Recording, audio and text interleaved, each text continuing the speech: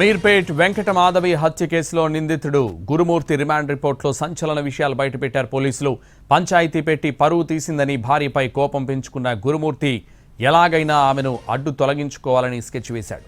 పక్కా ప్లాన్తోనే పిల్లల్ని జనవరి 15వ తేదీన చెల్లెలి ఇంటి వద్ద వదిలి వచ్చాడు. భార్య మాధవి గురుమూర్తి చెల్లెలి ఇంట్లో ఉండడం ఇష్టం లేదని చెప్పడంతో పిల్లల్ని అక్కడ వదిలి మాధవిని ఇంటికి తీసుకొచ్చాడు. 16వ తేదీన పుట్టింటికి వెళ్తానన్న భార్యతో గొడవపడ్డాడు. తనని పుట్టింటికి ఎందుకు పంపడం లేదంటూ మాధవి ప్రశ్నించింది. వివాదం పెరగడంతో మాధవి గొంతు నులిమి హత్య చేశాడు గురుమూర్తి. అదే రోజు భార్యను ముక్కలు చేసి నీటిలో హీటర్తో ఉడికించాడు. ఎముకలను పొడి చేసి మిగిలిన మాంసం ముక్కలను బకెట్లో వేసి పెద్ద చెరువులో పారేశారు.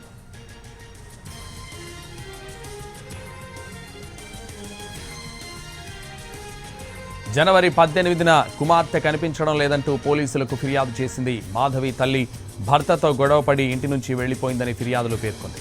దీంతో మిస్సింగ్ కేసు నమోదు చేసిన మీర్పేట్ పోలీసులు మాధవి కోసం గాలింపు చర్యలు చేపట్టారు. ఇంటి సమీపంలో సీసీ కెమెరాల్లో గురుమూర్తి కదలికలను గుర్తించారు. అదే సమయంలో సీసీ కెమెరాలో మాధవి కదలికలు కూడా రికార్డయ్యాయి. 15వ తారీఖు ఇంట్లోకి వెళ్లిన మాధవి 16న బకెట్తో బయటకొచ్చిన గురుమూర్తి దృశ్యాలతో పోలీసులకు అనుమానం వచ్చి గురుమూర్తిని విచారించారు. అయితే 28వ తేదీన తానే మాధవిని హత్య చేశానని మాధవి తండ్రితో చెప్పాడు గురుమూర్తి. వెంటనే తండ్రి వెంకటరమణ పోలీసులకు సమాచారం ఇచ్చాడు. దీంతో గురుమూర్తిని అదుపులోకి తీసుకుని విచారించడంతో పోలీసులతోనూ తానే హత్య చేశానని వెల్లడించాడు.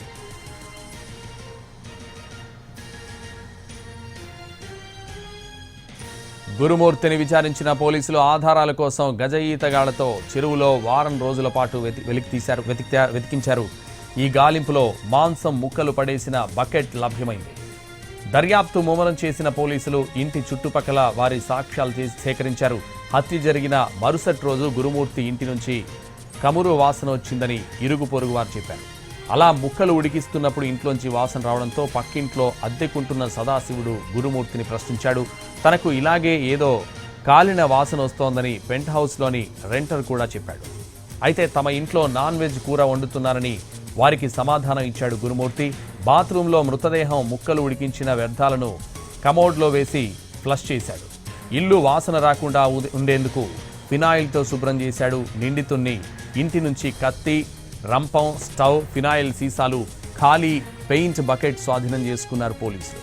గురుమూర్తికి చెల్లెలు సుజాత, తల్లి సుబ్బలక్ష్మమ్మ, తమ్ముడు కిరణ్ సహకరించినట్టు అనుమానం వ్యక్తం చేస్తున్నారు.